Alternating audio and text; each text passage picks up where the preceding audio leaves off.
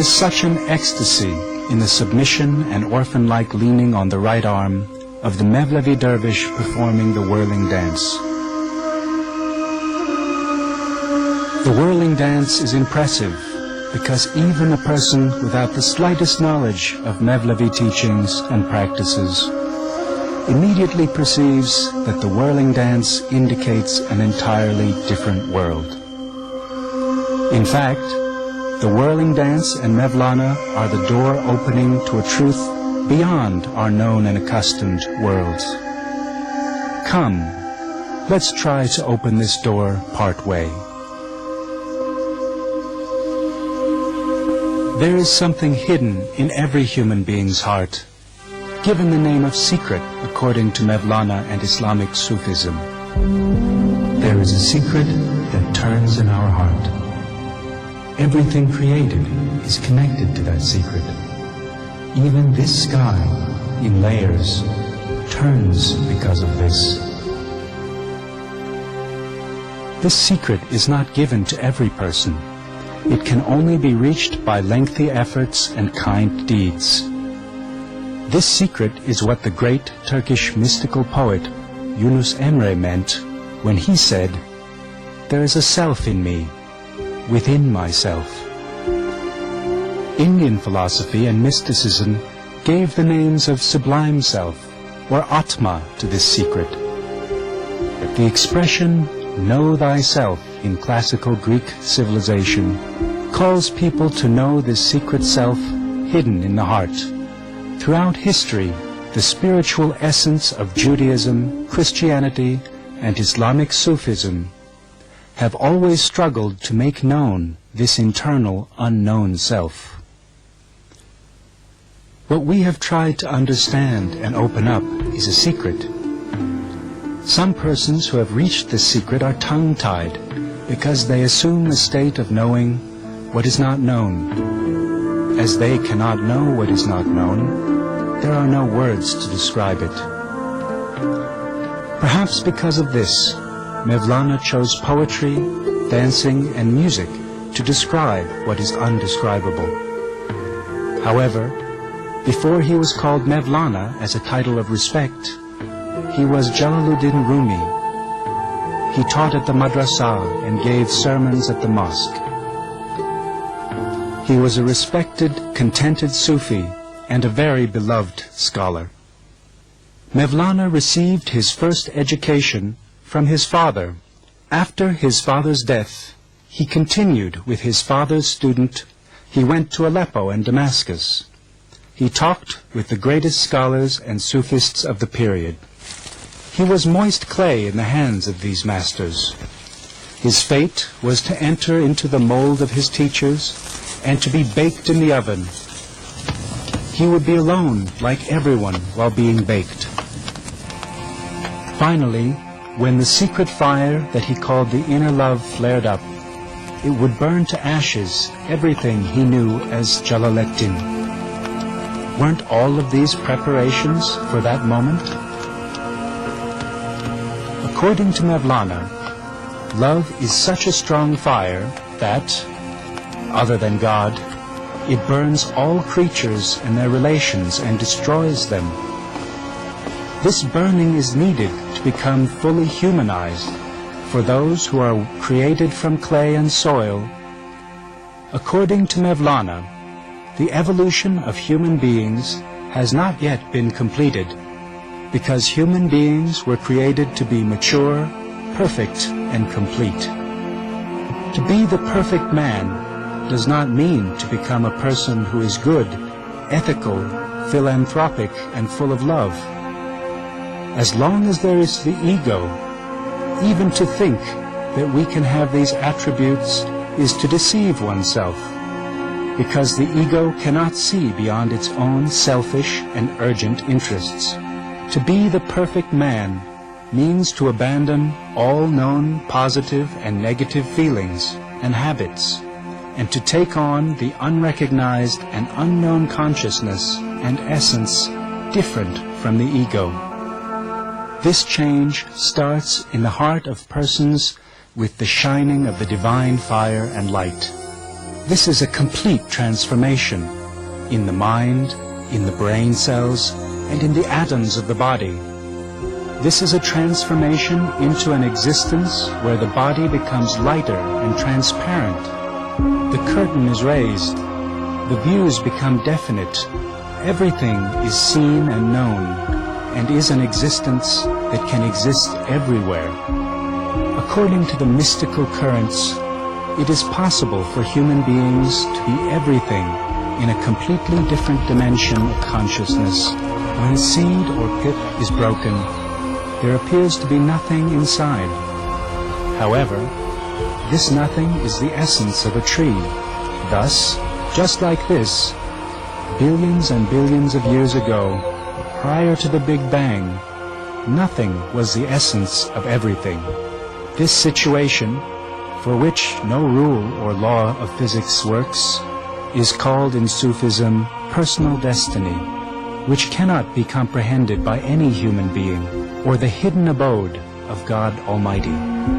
God, within the complete solitude of this abode, when it was a secret treasure, turned to himself and watched the magnificence of the essence. He loved this essence and spread love. He wanted this perfect treasure to be known and created the light and shape of himself. This was a complete shape that reflected the godly consciousness. The Islamic religion calls this the light of Muhammad, but what is meant is the light of all the prophets and the saints of Buddhism, Christianity, and Sufism, and the light of the perfect man. This godly light that is formed with the divine laws cannot even be imagined, and is the essence of all creatures and the everlasting flame of life. We cannot recognize this essence that has the flawless shape of God with our existing senses. It is not like any sort of substance that can be touched and seen. There is also the spiritual existence of human beings within this light. God, when He wants something to become, says, "Be," and it immediately becomes. This "be" command has been given to the shape of God, the Almighty Spirit, in the world that is the abstraction of the abstract. The Almighty Spirit received the command, descended, and the universe started to form. Within the first second of this bang, atoms were formed, and with the uniting of the atoms, the suns, stars, and the worlds were composed. The Almighty Spirit descended from the Supreme Being to the world of nature, and entered into substance. However, only human beings were created in the shape of God. That is, God gave human beings a soul from Himself. Briefly, human beings have a spiritual structure that is not part of this world and universe.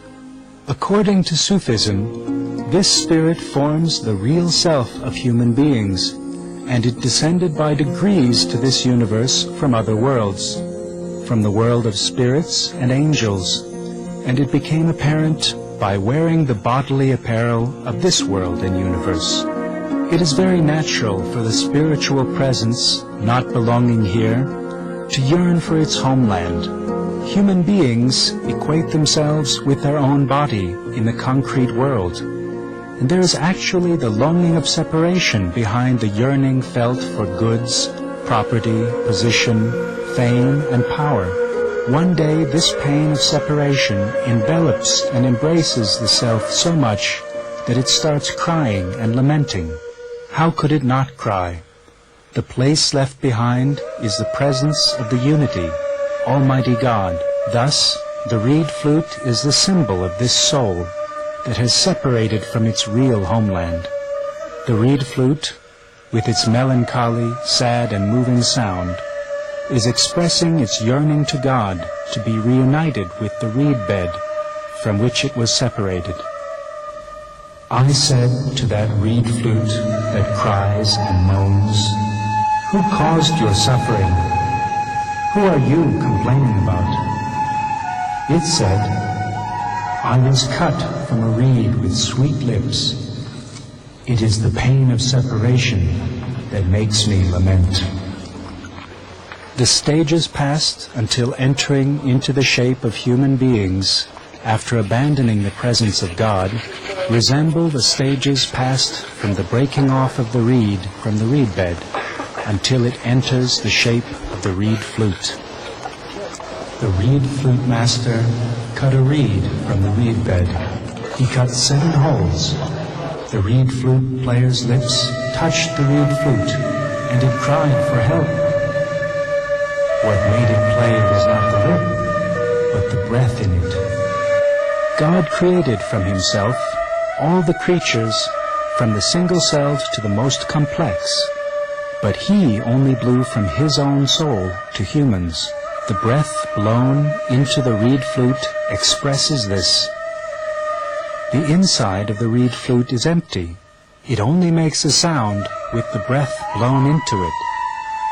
While one end of the reed flute is open, the other end is in the mouth of the musician. And if he were the perfect man, then the sound heard from the open end would be the sound of God. Humans are also an instrument, like this reed flute.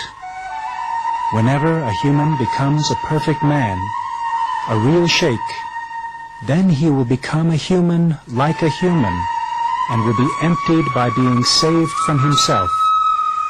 He becomes God's voice, God's mirror, and ascends and reunites with his God and completes his evolution. The whirling dance ceremony relates the story of the creation of the Almighty Spirit, called the Light of Muhammad, that starts with the command, be, the start of the descent and later the ascent towards becoming a perfect man.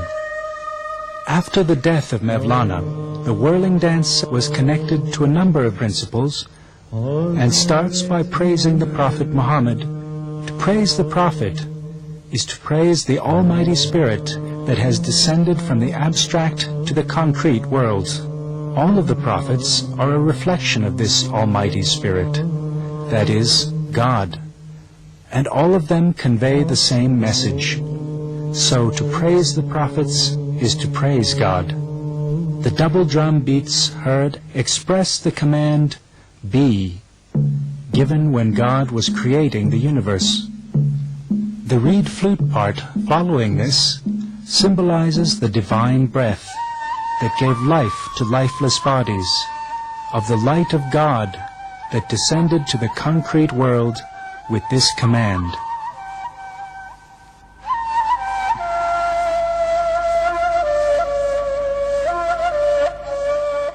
After the reed flute part, the whirling Mevlevis and the sheikh strike the ground with their hands as bodies that have become alive with this divine breath. It shows their determination to become perfect men, for completing the command, be, as people who have entered the path for seeking the truth. Spiritual teachers, the representatives of Mevlana, are the greatest guides for people on the path of seeking the truth. This part is called the ritual whirling of Veled, named after Sultan Veled, the son of Mevlana, who connected the whirling dance ceremony to a number of rules.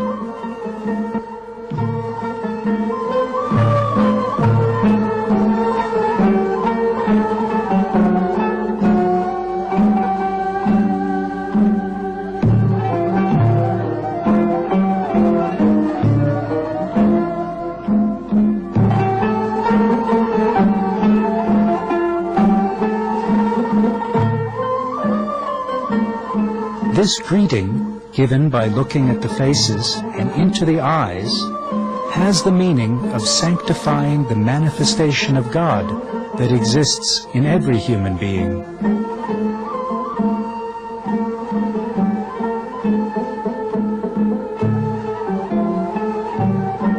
The ritual whirling of Veled symbolizes the need for traversing all the paths under the accompaniment of a guide.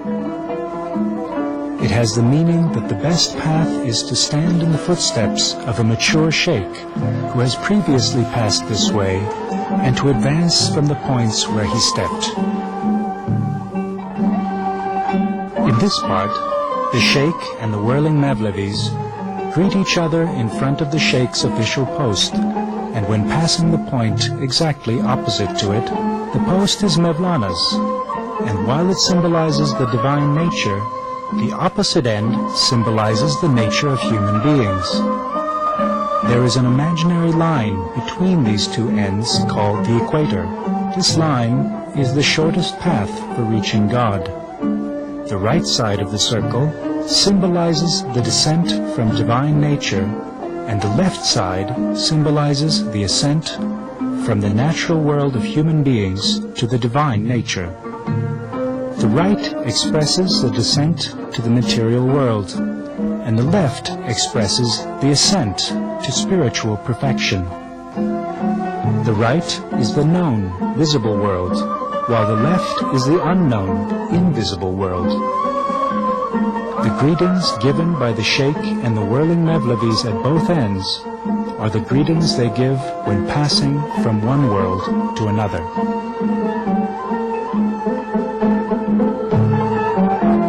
According to Mevlana, if the other world is a sea, then this world is only a bubble. The ritual whirling of Veled makes exactly 3 tours. This symbolizes the 3 forms of obtaining knowledge. The Holy Quran says that God is closer to human beings than an artery. Science is the first step for understanding this closeness. It means to know God through knowledge. There is a soul in your soul. Seek that soul. Seek the hidden jewel in the mountain of the body. O friend, seek with all your might, but not outside. Seek within yourself what you are looking for. Thus, the dervish who hears within him that there is another life, another self, first of all learns theoretically all the knowledge he can learn on this subject. However, this knowledge acquired is not through reasoning, but it is necessary that it be understood by personally feeling and experiencing it. The knowledge given is about something that is not known or recognized at all. The person is completely in the dark. However, suddenly, one day a warmth comes. It is felt that a fire is burning nearby. Even the crackles of this fire are heard. Even if the fire is not seen, the entire body feels its heat. Thus, this is certainty of knowledge, the first step of learning. As the uncleanness created by the emotions of greed, grudge, hatred, anger, and fear in the hearts of humans are cleansed and eliminated, the curtain hiding the truth slowly rises, the eye of the heart opens, and the person sees the fire of the divine light within himself. This is the certainty of essence step, the second stage of learning. The attribute of this is to remain in a trance, in a state of ecstasy. When the dawn of the love of God scatters light, souls rise to eternity after the light. The love of God reaches such heights, it sees its friend with every breath. It is very dangerous to enter into the certainty of essence step without a spiritual teacher. The dervish can easily lose the path when confronted with the revelations he saw or thought he saw. The dervish's knowledge of God should be made clear with the help of a spiritual teacher. Do not ever suppose the easygoing person to be like yourself. He is entirely a looking, seeing, and silence. If you have an ear that can hear, the truth is this: To reach God occurs by abandoning your essence. Be quiet when you arrive at the universe of intuition and seeing. There the tongue and lips become quiet. Only the eyes talk. There is still a dualism, the dualism of humans and God. When a human erases and throws out all signs of selfishness, desires to possess, and the slightest remains of pride in the essence, including the desire to reach God, when he is purified of all wants and desires and becomes a nothing, then the ego disappears completely. When this artificial ego that we thought was ours disappears, then a way of life appears which is unknown to ordinary humans. Come to your senses, O you who are deceived by appearance. Know that this soul lying in your heart hides a friend. The soul is the essence of emotion. Feeling is the essence of body. Abandon the body, the emotions, the soul. He is the one who remains. This is the certainty of God, the third stage. Now, the things the person feels and sees have become himself.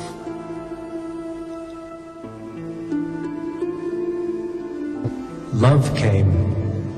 It was like the blood that flows in my skin and veins. It emptied me from my ego and filled me with God. God has enveloped all the minute particles of my body. Only a name has remained to me, and He became all that remained. The person has now reached the stage of saintliness. The person who reaches this stage has completed the evolution, realized his potential, and has become the perfect man, and has started to reflect the awareness of God. He has returned to the beginning and ascended to his place before the formation of the universe.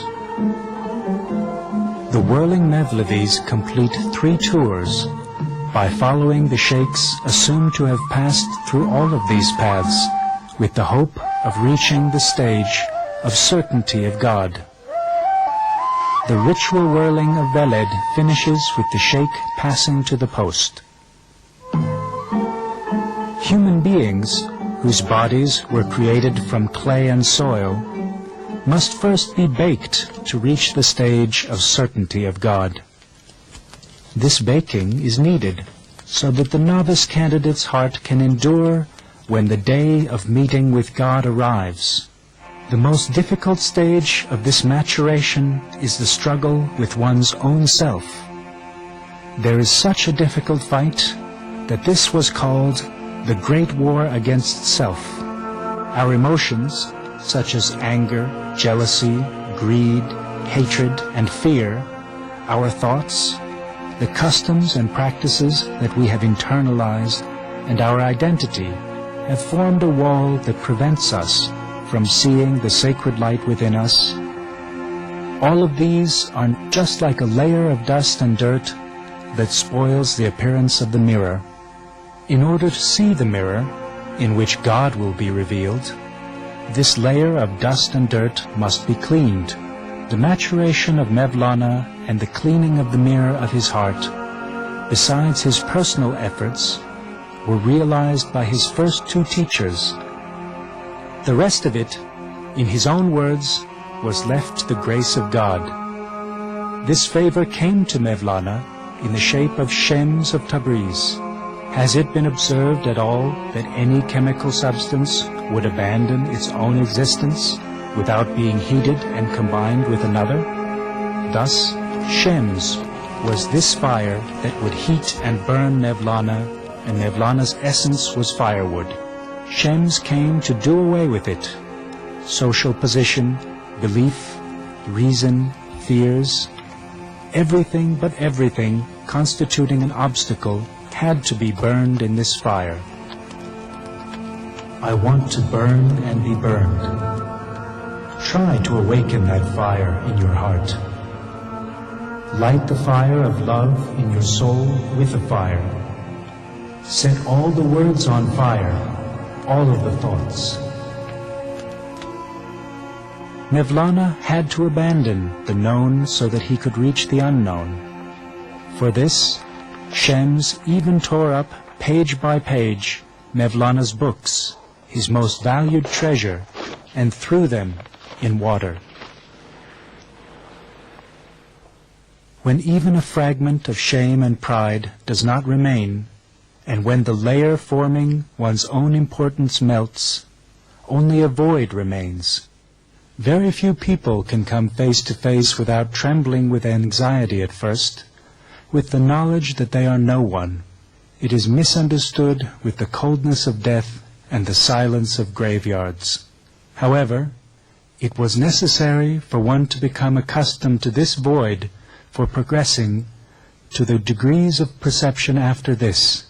It is only at that time that the mind attains peace and that the truth shows itself after this calm and quietness, when the ego, the curtain between, that constantly says by making noise and clatter, "I want this, I want that," is removed, then God shows himself.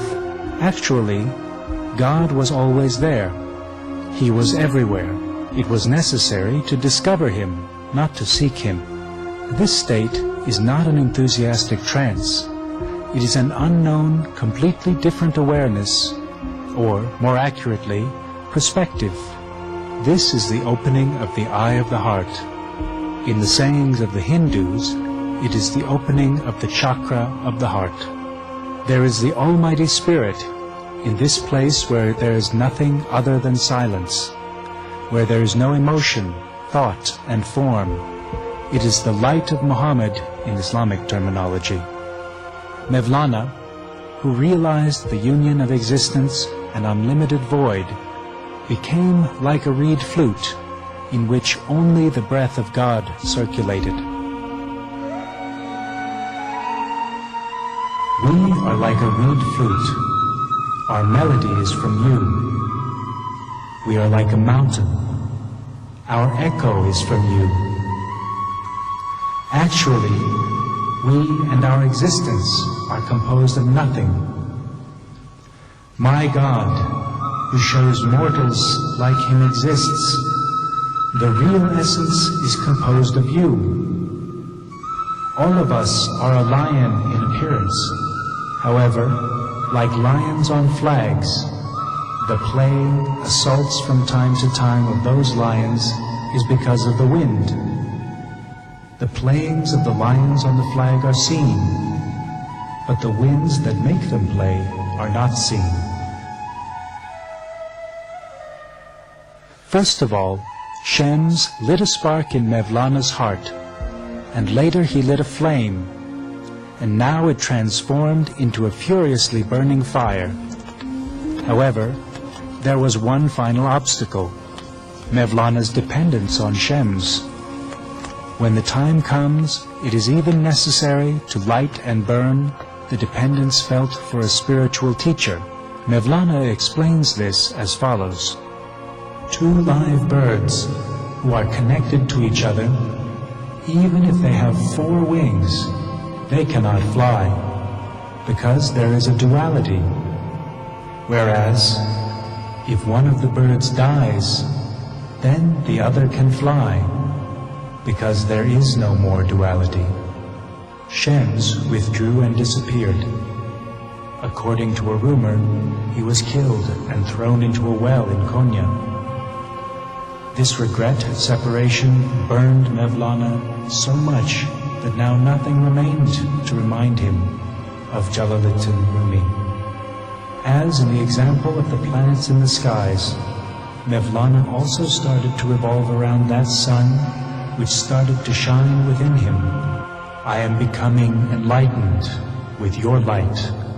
I am becoming exalted with your exaltation. When I was 1, I am becoming 100. As you become me, I am revolving around you. When I become you, I am revolving around myself. Mevlana starts to turn in the void created by the disappearance of Shams, the sun outside of him. 700 years before our time, at the jeweler's market in Konya, perhaps a bang was experienced by him in which all the secrets were scattered around when he started to whirl. Do not ask how that beloved fits into my heart. How many thousands of souls live in a single body? 1,000 harvests are winnowed from a single grain of wheat. There are thousands of universes in the eye of a needle. The whirling dance is the ending of amazements and the starting of admirations, because for the perfect man, there is nothing secret. He discovers his own body with the kindness and gift of God. He finds large and small worlds, that is, human beings and the whole world, including the earth and sky, are in his own body. Human beings are a universe, and whatever there is in the universe is in them. Mevlana, whose heart's eye was opened, was also seeing. He was seeing that everything was revolving. Everything was revolving both around itself and around the sun. Oh, the whirling sky that revolves on top of our heads. You are also doing like me with the love of the sun. The wretched or the fortunate, every single atom is smitten with the sun to the extent of not being able to say anything. According to Mevlana, love is the reason why atoms revolve around the sun. As for love, it is the condition of knowing the truth directly. When his light shows itself uncurtained, neither sky remains nor earth, neither sun remains nor moon, other than God's essence. Atoms enlightened with the light of God are entranced with his ecstasy. Mevlana, that scholar of scholars, went with this rapture, and in his place came a man close to 50, who wrote poetry with enthusiasm, who played with children in the street, who saw no difference between Muslims and Jews, and who bowed in front of a beggar woman as if he were bowing in front of a sheikh.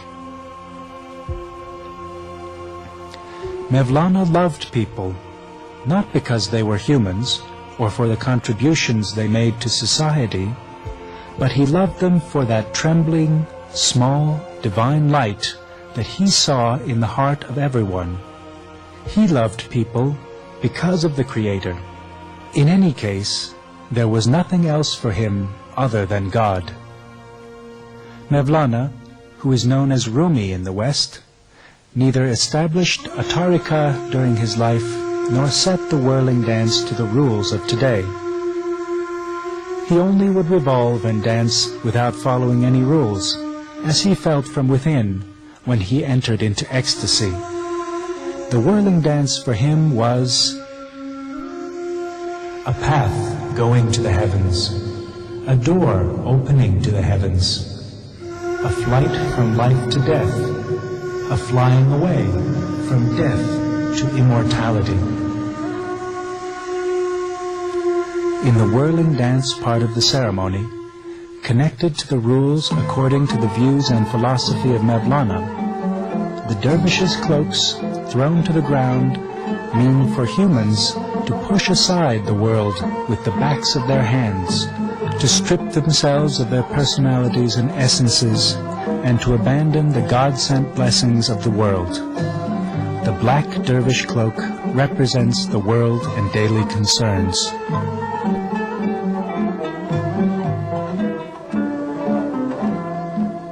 The whirling dance starts with kissing in turn the hands of the sheikh, and the sheikh kissing their tall felt hats. The tall hats, made of pounded felt, are a sign of being a member of the Mevlevis. What a sheikh kisses is this Mevlevi identity. The whirling dervishes almost symbolize in form the saying of the Prophet, "Die before dying." He crosses his hands and holds the tips of his shoulders, and it represents Alif, the first letter of the Arabic alphabet, that is composed of a straight line or the number 1. This has the meaning of, I bear witness to the unity of God, not only with my tongue, but with my whole existence, with my whole body. The tall felt hat is the tombstone of the ego, and the white inner garment is the shroud of the ego. Thus, the whirling dervish kills his ego before dying bodily, and opens his arms and starts to turn.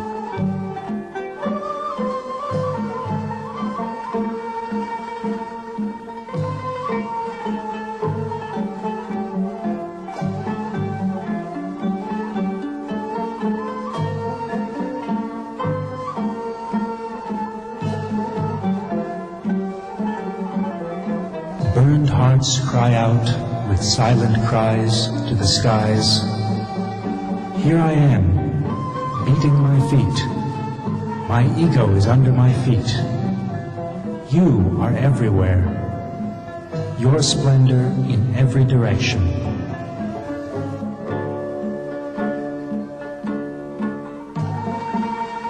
While dancing, the right hand is above as if in prayer.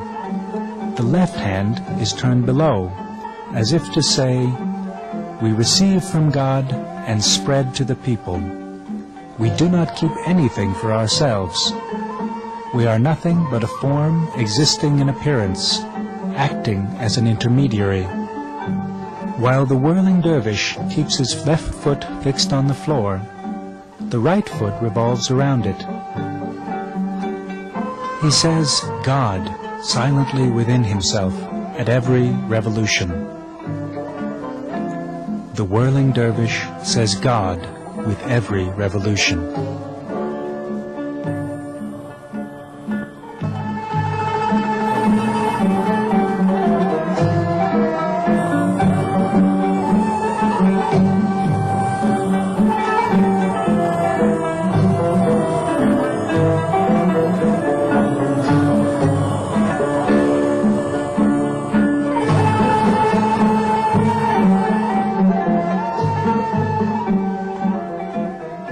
The whirling dervish chants silently from within and from his heart. There is no night in our day, because the sun of our day is love. Lovers have sunk to such depths that in the sea of love, moans, cries for help, saying, "Oh my God," are not heard. Even when the whirling dance reaches the height of ecstasy, the dervish cannot break the general rules of the ceremony and should revolve without bumping into another dervish or without spoiling the general harmony of the ceremony, like planets in the solar system. There is a great duty for the head of the whirling dervishes. He shows them the places where they will dance and prevents them from becoming too close to each other by walking among them and gathering them in a specific place while dancing. The whirling dance section is composed of 4 greetings representing the 4 stages that will be passed on the path to truth. The first greeting you see symbolizes obtaining knowledge about God and learning religious obligations. At the end of each greeting, the whirling dervishes withdraw into groups of 2, 3, or 4, and by leaning on one another, greet the point of the pole in the center that symbolizes Mevlana. This grouping in groups of 2, 3, or 4 symbolizes solidarity. The whirling dervishes start the second greeting with the permission of the sheikh. This greeting symbolizes the tariqah stage, which makes the knowledge of God and the unity of God apparent. The third greeting, the truth stage, symbolizes the termination by destroying him in the Supreme Being, that is, the annihilation in God stage.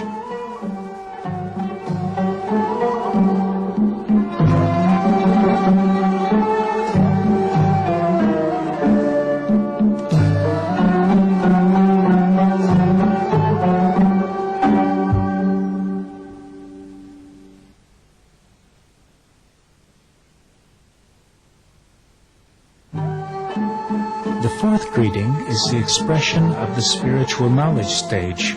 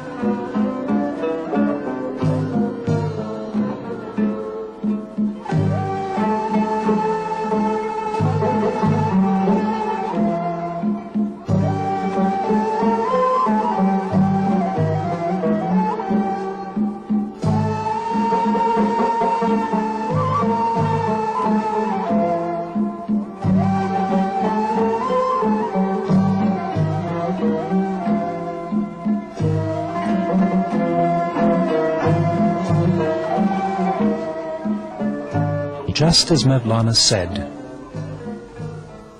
"It is always he who exists and who becomes destroyed. He is the source of both pain and pleasure. You do not have an eye that will see, or else you would have seen. It is only he who exists throughout in your existence." The dervish who strips off from human nature and wraps himself in divine nature is finally immortal in the spiritual knowledge stage and has reached the stage of an eternal union with God. Spiritual knowledge is returning to serve again as a human being, in spite of being a saint who is aware of all the secrets. This is the highest level in Islam. Born with new knowledge, he aims to return to the world, to the place where the journey started, to serve mankind. He would give to the people what he received from God, and he would tolerate their faults. During the first three greetings, the whirling dervishes turn around themselves and around the place where they dance.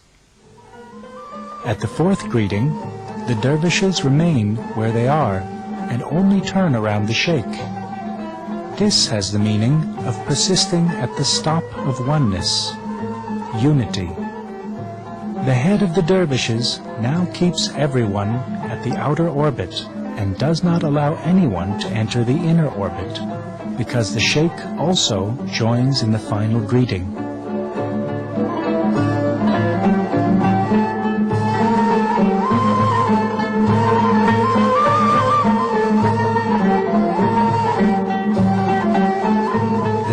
This whirling dance is the post-whirling dance. The sheikh does the whirling dance at the center, on the shortest path for reaching God. That is called the equator.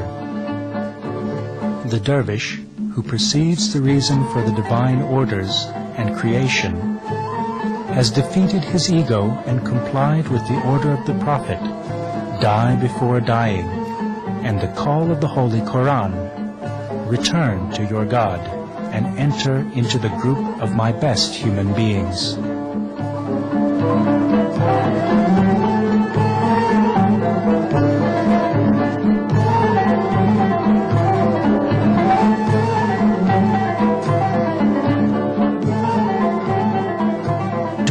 gradual retreat of the sheikh to his post by dancing, the final instrumental improvisation begins.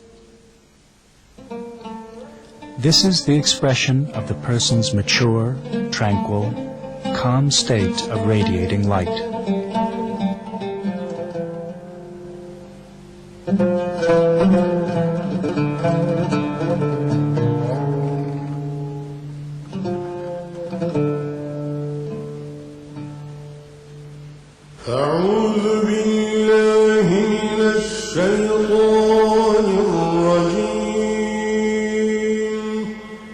The final instrumental improvisation ends with the arrival of the whirling sheikh in front of the post, and the verse meaning, "Both the east and the west are God's. God's face is in whatever direction you turn," is recited.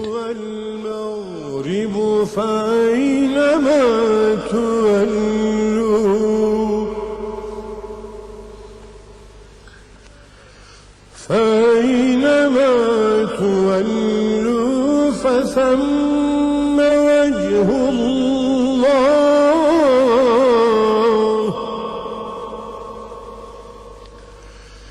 إن الله واسع عليم.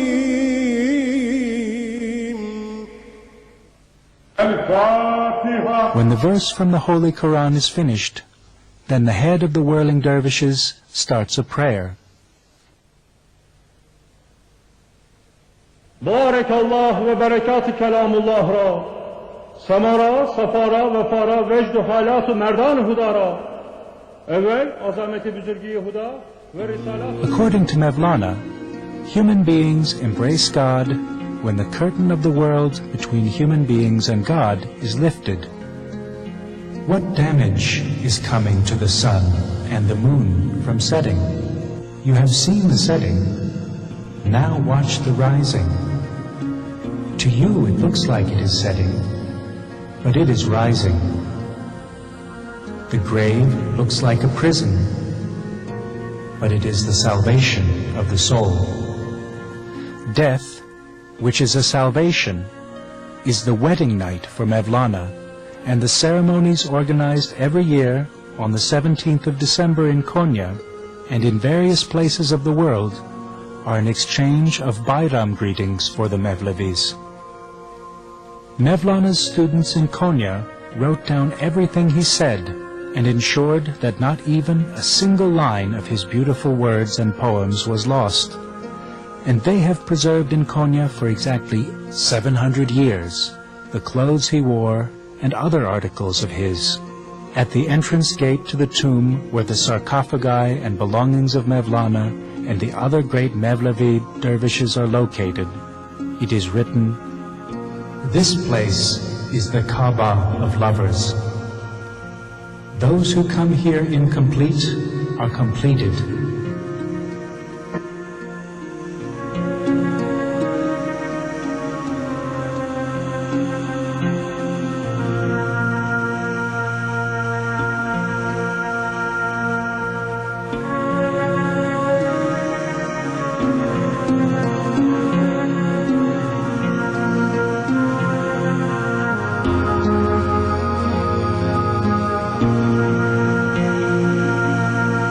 Ervah-ı tayyibeleri şaduhandan ve berekat-ı ruhaniyeti aliyeleri ihsan oluna, demi Hazreti Mevlana, sırrı Cenab-ı Şems-i Tebrizi, Kerem-i İmam Ali, hu diyelim,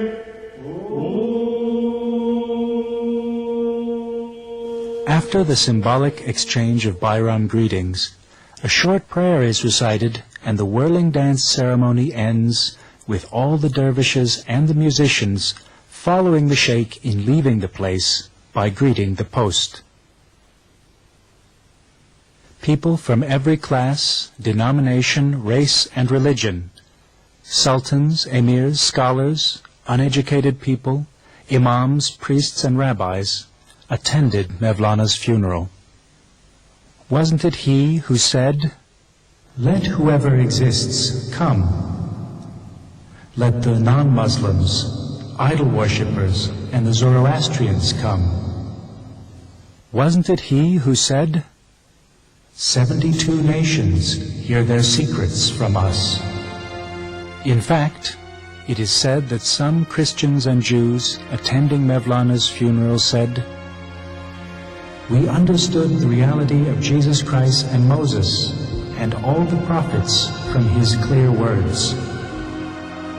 How beautifully Mevlana expressed in the following few words the nothingness of human beings' worldly values. The Indians, the people of Kipchak, the Byzantines and the Abyssinians, all of them are all alone in their graves and have the same color. How nicely they are lying there.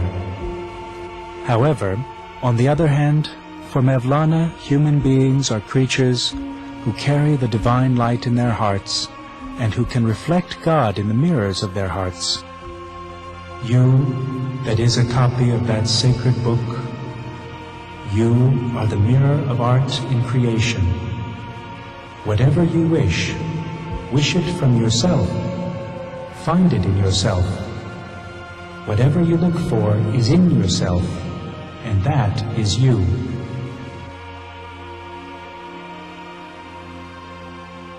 Mevlana summarized his entire life, spent in superhuman efforts, in this way. It is not more than 3 words. All my life is these 3 words. I was raw. I was baked. I was burned.